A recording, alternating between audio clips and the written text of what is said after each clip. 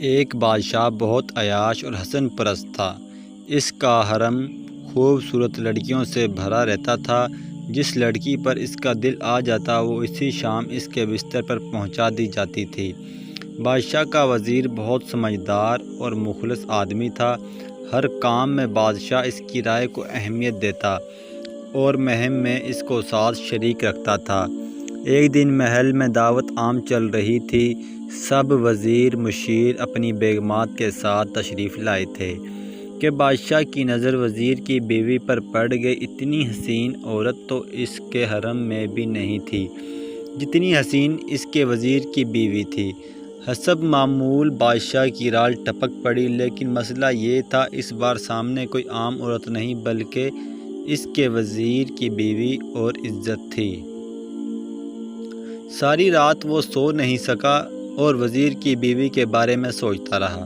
اس کو کوئی راستہ نظر نہیں آ رہا تھا۔ آخر کار اس کے دماغ میں ایک منصوبہ بنا۔ صبح ہوئی تو بادشاہ نے وزیر کو دربار میں طلب کر لیا اور اس کو خط دے کر کہا کہ یہ خط فلاں ملک کے بادشاہ تک پہنچانا ہے، لیکن یہ خط تم خود لے کر جاؤ گے۔ اتنے خفیہ خط کے لیے تمہارے علاوہ کسی اور پر بھروسہ نہیں کر سکتا۔ وزیر نے ہمیشہ کی طرح بادشاہ سے کہا کہ حکم کی تعمیل ہوگی، آپ کا خط میں خود حفاظت سے پہنچا کر آؤں گا۔ اگلی صبح وہ سو کر اٹھا اور اپنی بیوی سے مل کر ایک لمبے سفر پر روانہ ہو گیا۔ بادشاہ کو جب اطمینان ہو گیا کہ وزیر سفر پر نکل چکا ہے تو وہ محل سے نکلا اور ٹہلتا ٹہلتا وزیر کے گھر جا پہنچا اور دروازے پر دستک دیے بغیر اندر داخل ہو گیا۔ وزیر کی بیوی نہا کر دھوپ میں بیٹھی بال خشک کر رہی تھی۔ بادشاہ سلامت کو اچانک دیکھ کر حیران ہوئی اور اٹھ کر بادشاہ کا استقبال کیا اور کہنے لگی کہ حضور کا اقبال بلند ہو، آج ہم غریبوں کے گھر میں کیسے تشریف لے آئے آپ؟ بادشاہ کہنے لگا، میں سیر کرتا کرتا ادھر کو آ نکلا، سوچا کہ تم اپنے شوہر کے بنا گھر میں اکیلی ہوگی، تم سے پوچھ آؤں، کسی چیز کی ضرورت ہو تو اور خیال رکھنا میری ذمہ داری ہے۔ بادشاہ کی توضیع کی گئی۔ بادشاہ مطلب کی بات پر آ گیا، اس کے حسن کی تعریفیں شروع کر دی اور کہنے لگا، تم جیسی حسین عورت میں آج تک نہیں دیکھی۔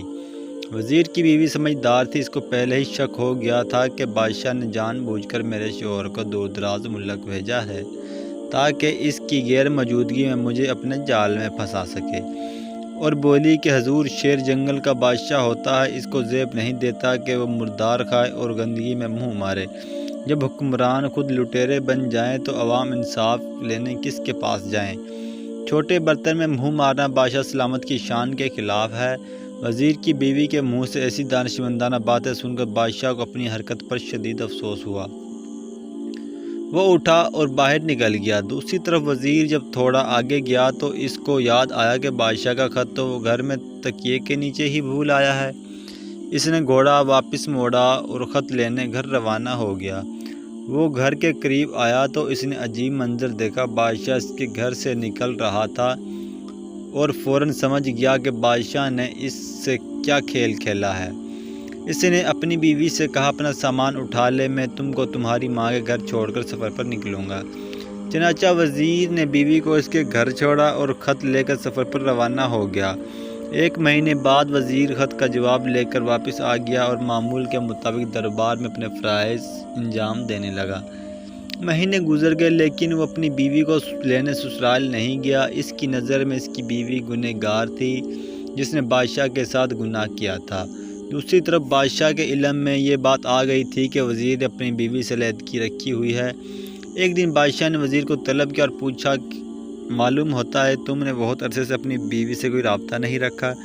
وزیر نے کہا، بادشاہ سلامت، جب برتن چھوٹا ہو جائے اور کوئی دوسرا آپ کی غیر موجودگی میں اس کو استعمال کر لے تو اس برتن میں کھانا اچھا نہیں لگتا۔ بادشاہ فوراً بات کی تہہ تک پہنچ گیا کہ وزیر کو میری حرکت کا پتہ چل گیا ہوگا، اسی لیے اس نے اپنی بیوی کو گھر سے نکال دیا۔ تو وہ وزیر سے کہنے لگا کہ کچھ برتن اس طرح پاک ہوتے ہیں کہ ان کو کوئی چاہ کر بھی گندہ نہیں کر سکتا۔ وہ لوگ اپنے مالک کی غیر موجودگی میں کسی غیر کے ہاتھوں اپنا دامن کبھی آلودہ نہیں کرتے، اس لیے ایسے لوگوں کے لیے دل میں کبھی غلط فہمی نہ رکھو۔ عقل مند وزیر اشارہ سمجھ گیا۔ اس نے کوشش ضرور کی لیکن میری بیوی نے اپنا دامن آلودہ نہیں ہونے دیا وہ اسی دن سسرال گیا اور اپنی بیوی کو گھر لے آیا۔ اس طرح تینوں کی سمجھداری سے ایک گھرانہ اجڑنے سے بچ گیا اور سب کے آپس کے تعلقات بھی متاثر نہیں ہوئے۔ دوستو، اسی لیے کہتے ہیں فیصلے ہمیشہ سوچ سمجھ کر اور جذبات میں آئے بغیر کرنے چاہیے تاکہ بعد میں پریشانی نہ اٹھانا پڑے۔